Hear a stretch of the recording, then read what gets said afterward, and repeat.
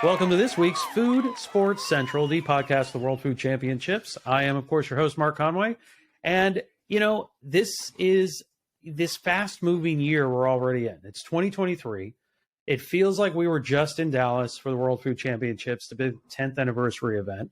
We've already blown through January. We're midway through February, which means we're only a couple of months away from the announced dates of Final Table. Well, we'll find out our 10 category champs will go head-to-head in who knows what type of gauntlet of competition they will face when deciding who's the World Food Champion for this year's event.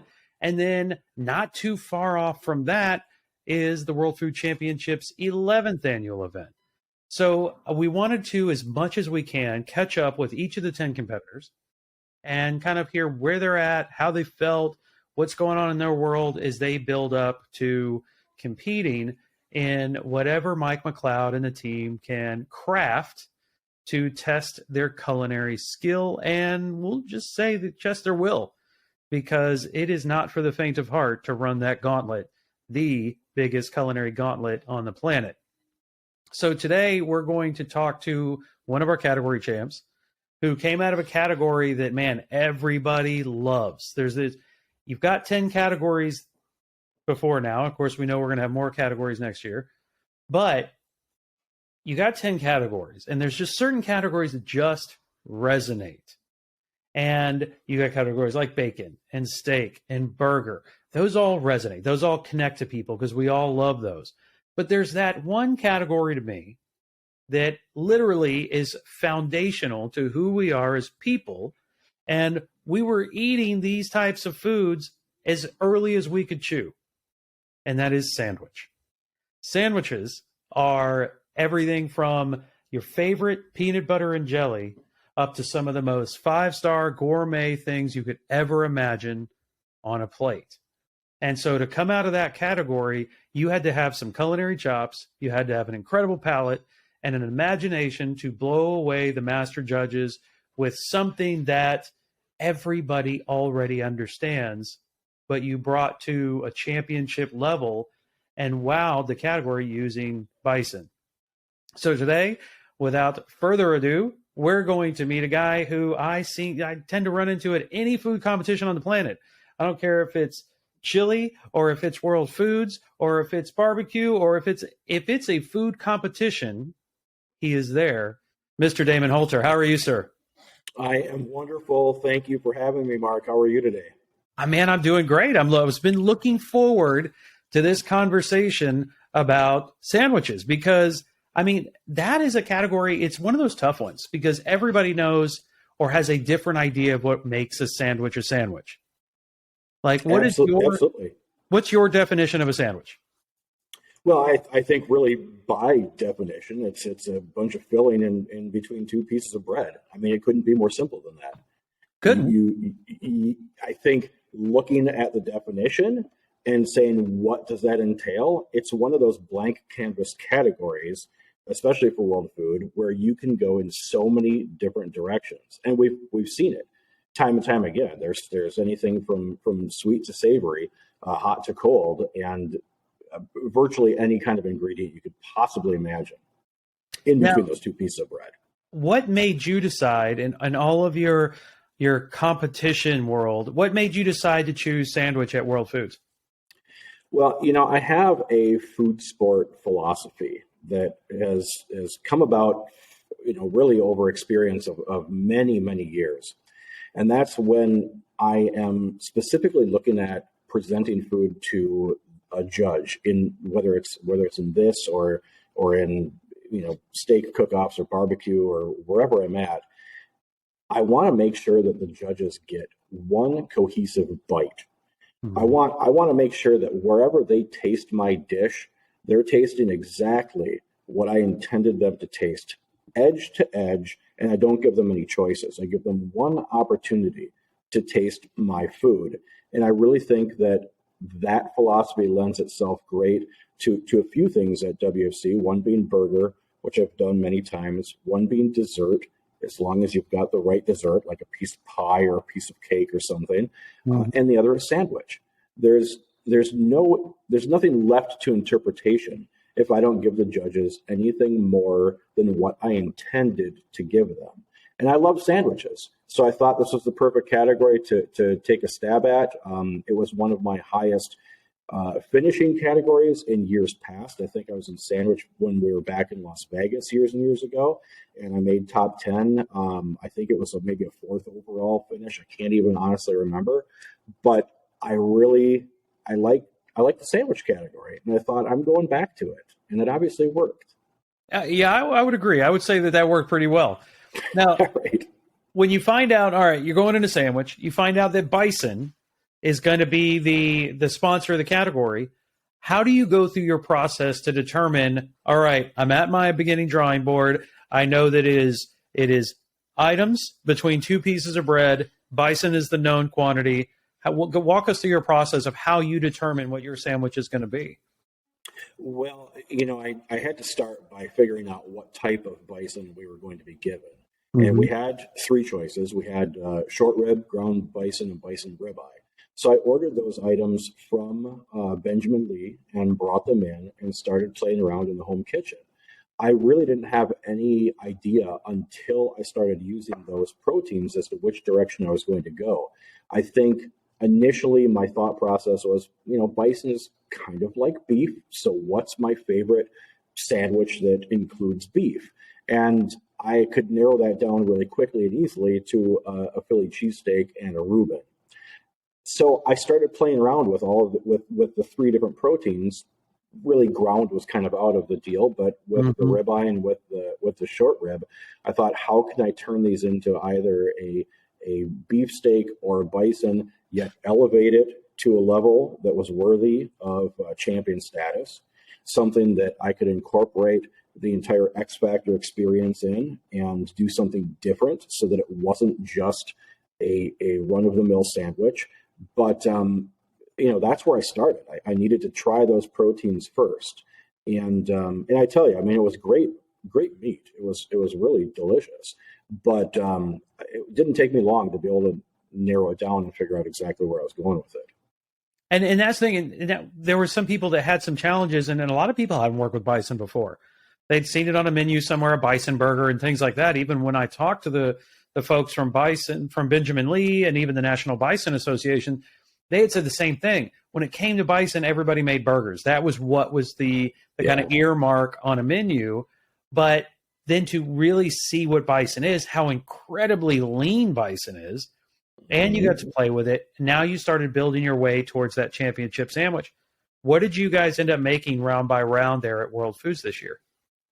Well, my first round was a Reuben, and that's the one that I had practiced at home. What was really interesting with that is that I had to create corned bison within the allotted time in order to pull off a Reuben. So I came up with some really unique techniques to basically take what could be, a 10-day process of brining meat and turning that into a 45-minute brine, infusing the flavor deep down. And I made some of the best corned bison, corned beef, whatever you want to call it, that I've ever tried. And I just knew that technique and elevating the flavors and putting together something, again, that was approachable for the judges, that they would understand what I made. And I think their minds would be a little bit blown as to how it was pulled off. That's where I went with round one. And it worked really well.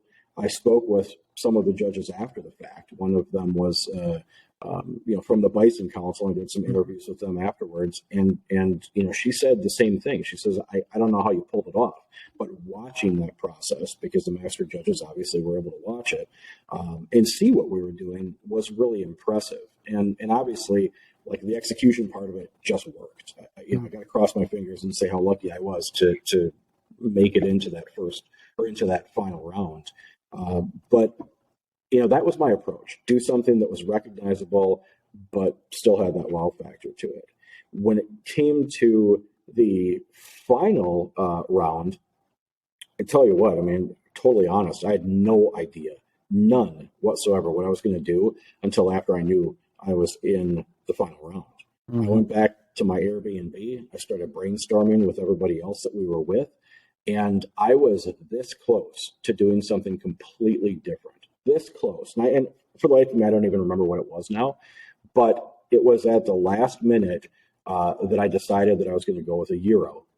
And I was going to incorporate the same technique that I did in infusing the flavor into the bison ribeye to make my Reuben, that I would do to turn that same cut of meat into gyro meat and incorporate Greek flavors and infuse them really deep down. And again, that's what I did, man. I made a Reuben, or I made a gyro. You know, it was a Reuben and a gyro. They were great sandwiches. They tasted really good, but they weren't overcomplicated with tons of ingredients.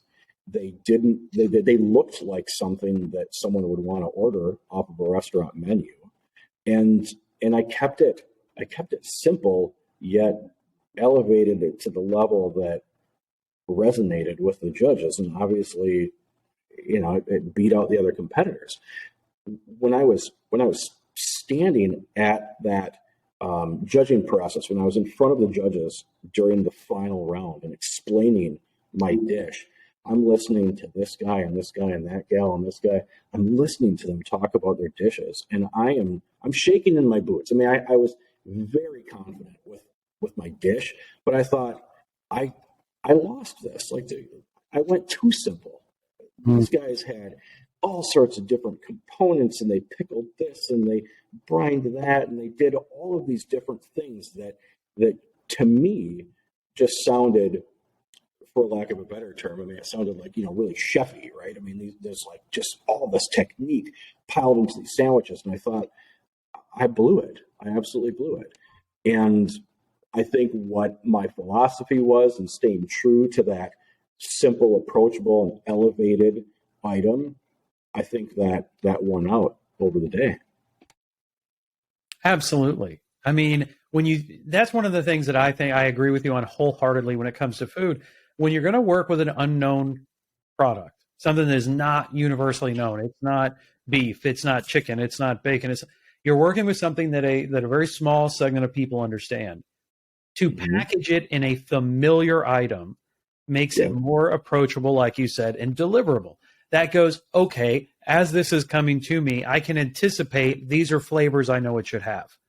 These are things that I'll be comfortable with, even though this is a little bit off for me. These are those things that I can attach to and feel safe and secure. And that's where that judging philosophy comes in, with appearance and taste, but then execution. If you're going to call it corned beef, it better have those kind of tendencies to it. If you're going to call it a gyro, it better come with those flavors with it. And by doing that, it automatically cues in the judge's mind, I should expect these flavors, and then boom, you deliver.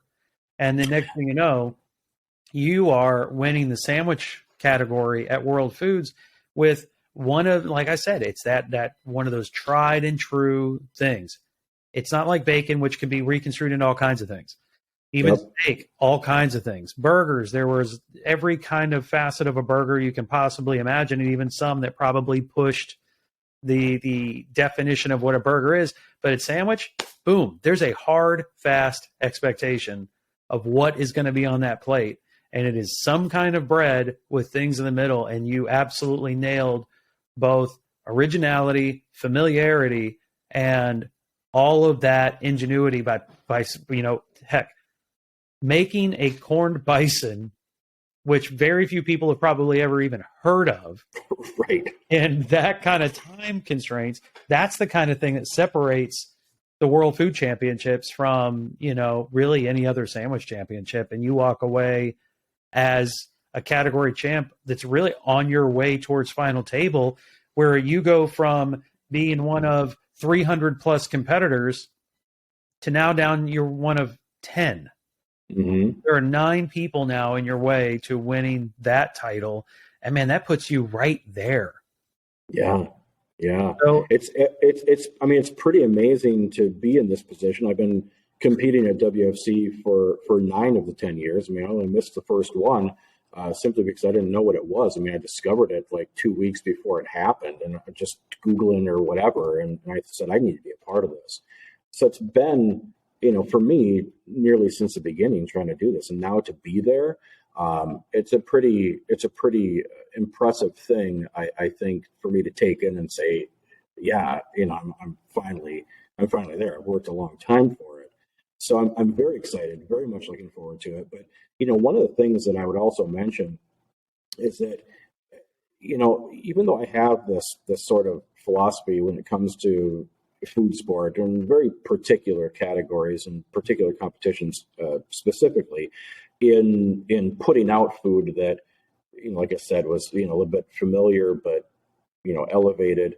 The other thing that was really interesting this year, especially, was with the addition of the master chefs, or the master judges, I'm sorry, and watching them walk around and as much as you can lift your head up and kind of see an eyebrow raised or some sort of reaction to gauge like maybe what resonates with them a little bit as you see them watching all of the competitors. I'll tell you, part of this was strategy as well. It always is, but a very unique strategy here at WFC this time, because I knew who my audience was that I needed to play to. I knew specifically with Bison that there were members of the National Bison Council up there. There were folks from Benjamin Lee Bison up there. If I didn't deliver a sandwich that treated that bison like it was gold, there's no way I would have been there. And I made sure that I delivered something that they knew was bison, and I didn't hide that meat, but I let it shine. And I think that that's probably a takeaway that, I'll certainly utilize that again and, know who I'm potentially, playing to. Mm-hmm. But if there's a sponsored product in there, better make sure that it's going to get the attention that it deserves. Oh, 100%. And I think even you got to know who your audience is. Like you said, you got to play to your audience, but it's also kind of daunting. You are not just going to present to normal EAT certified judges. You are literally, one, having to present in front of a panel, which is the first time in WFC history they've done that. But you're also presenting to a panel of experts on the protein. Yeah. The people who are the National Bison Association. You can't get much more bison than that. And then Benjamin Lee, which is one of the largest distributors of bison on the planet. Like, you are literally going right down the person who makes bison, who puts bison on the market. So you've got this, I'm going to stand in front of a panel of judges, and I know that my food is going to be judged by people who understand bison better than anybody. So when you come out of something like that, yes, it's great. It feels good that you're going to final table to compete again. But to know that you did exactly what you said, you treated that product in such a manner that the people who know it best called it the best, is pretty phenomenal to walk away with. Yeah. Thank you. I'm very humbled by the commentary that I got after the fact, and being able to talk to some of these folks and know that that's like I set out to have that accomplishment. I set out to give them something that they would think was phenomenal, and then they validated it by letting me know, not only in my score and the placement that I got, but telling me after the fact that like this was a great sandwich. It was the best one that we tasted. Whatever, we could taste the bison. It really just hits home that what my approach was the right one. If I were in a different category this year, we may not be having this conversation, but now there's only one more title to get. So I have to employ all the strategies that I've learned over 9 years to see if I can pull it off. Well, I got to tell you, talk about whether if you're in a different category, maybe the result. I was with you down at Myrtle Beach and the World Championship Chili Cook-Off, and watch you enter that for the first time and walk away with a title in your category there too. So I think you're pretty sound when it comes to the food sport world. How do you find yourself preparing, maybe the same or differently, for going into, say, the World Championship Chili Cook-Off or World Food Championships when you look ahead to preparing for final table? Well, I don't think that my approach is all that different, other than just, again, kind of knowing who my audience is. The Chili Championship was a great example of having the same sort of strategy and saying, I was in the open category, which was like, really anything goes for chili. But not only did I win that category with a perfect score, but I also won the People's Choice Award for the entire thing. And I thought about it again, like if I were going to an event, if I were going to a festival and I was trying chili all over the place, what would I want out of a sample? If I were a customer walking around, just part of the public, what would I want? What's going to make me think that chili was better than, those 50 other ones that I tried just down the road? And, that was kind of my approach to both of these and a lot of other things that we do. It's not unlike how I'm viewing Final Table. We may have a smaller group of people and people with refined palates and people who understand the proteins or whatever it is that we're cooking. Obviously, they're going to be experts in these areas, but they're people. They're people like you and I. And if I were up there judging, again, I would want to find something that stands out. I would want something that I took a bite of and said, I want to take a second or a third bite. And sometimes you can overthink things. You can make it way too complicated and there's no balance of flavor, or something is off because you really thought it was a cool ingredient and you should use it or you should infuse it. And sometimes editing your recipe and knowing when to pull back the reins a little bit is what gets you a little further in these competitions. So I'm really approaching the Final Table, not knowing yet what we're cooking. I'm approaching the Final Table with the same thought process in that, I want somebody to see whatever it is that I'm making, and I want them to think that's the best darn version of that I've ever had. And that's it. That's exactly where you rein it in and really garner understanding your audience. And I think that's one thing that if you're watching this today and you're going, I'm a food sport competitor or I'm thinking about becoming one, you've got to understand who your audience is and not just, well, this is exactly how I like it. And which is great. You got to understand you're going to have a mass public there with a lot of different tastes, flavors, backgrounds, things like that. So it's make these ingredients that you use shine. Like you put in, like you talked about overcomplicating, you put 50 ingredients in, but you only taste 3. That you really just overcomplicated a dish where you just should have hung to those 3. And so, I mean, seeing you, the kind of that methodology you use to cook all the way through, I think that prepares you really well for Final Table. If you had to say there were a few things that you are maybe either apprehensive about or really trying to work on between now and Bentonville, what are those kinds of things, or do you have those? I don't have anything that I'm apprehensive about at all. Once I find out what the challenges are, I'm sure there will be more that comes up and I'll probably have some questions or maybe some apprehensions at that point. But I'm certainly confident in my ability to cook and cook in a variety of formats and with various ingredients. I enjoy the challenges immensely. I really like to challenge myself and to think outside the box and to do some things sometimes that are pretty untraditional. And I'm just looking forward to it. I mean, I really am.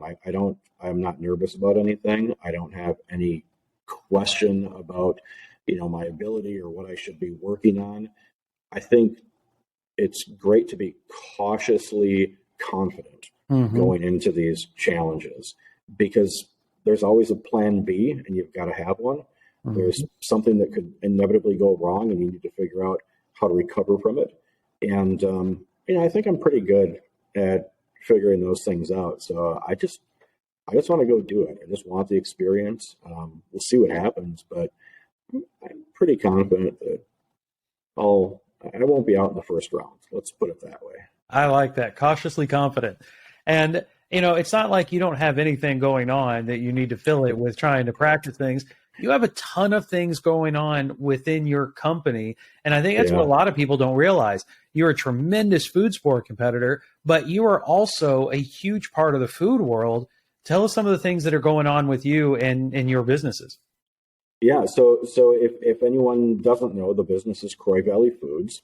And at Croy Valley, we manufacture barbecue sauces and marinades and seasonings and co-pack products for hundreds of other companies. So we're busy, and our business has been growing by leaps and bounds over the last few years, especially. I've been doing this for 14 years now.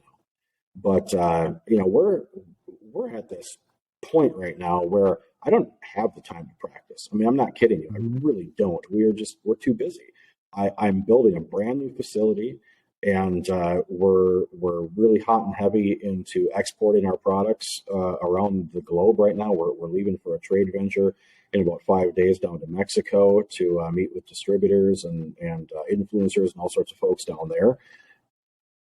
You know, I just can't do the day job where it's, Monday through Friday, 9 to 5, and then focus on food sport or focus on, cooking, because honestly, it's so intertwined with what we do. We sponsor other food sport activities all across the globe, and we're traveling to all these different places. So for me, both the food sport activity and my vocation are almost the same thing. I mean, I'm not a professional food sport competitor. I'm not making my living there, but it helps build our brand, and it helps lend legitimacy to what we're doing, and it opens a ton of new doors and avenues all over the place. I mean, Croy Valley has been it's a baby of mine, right? I mean, everything that we do, we make ourselves in-house in our own facility, my own recipes, but I've been able to incorporate them and use them in all of the dishes that I'm out doing in food sport. I mean, I wouldn't have been able to make that gyro without my Greek seasoning. That was key to that dish in the final round of the sandwich competition. It's great to be able to open up so many other avenues of exploring the food world with these products and with our company through food sport. We've got tons of people who use our stuff, and we've got an influencer team of about 30 people right now that are mainly in the food sport arena. So it's great to be able to support them and cheer them on and go see them as well, and just keep building the business. I always say one bottle at a time. That's what we're doing. Well, where can everybody find your products at? Where's a good place to lock in and follow you, follow what you guys are doing with the competitive side and your business side? Yeah, you can follow us at Croy Valley on all of the social media platforms, Instagram, Facebook, YouTube. We're not really on TikTok all that much yet, but probably going there a little bit. You can find our products at CroyValleyFoods.com. And again, because it's so intertwined, if you follow us on those platforms, you'll know about what we've got going on in both food sport and with the business, because they go hand in hand. There's a store locator on the website as well, where people can find the products at thousands of retailers around the world. So just a good place to go check it out. Lots of information, videos, recipes, tips and tricks, all sorts of cool stuff. Just a few things you got going on. Yeah, just a few.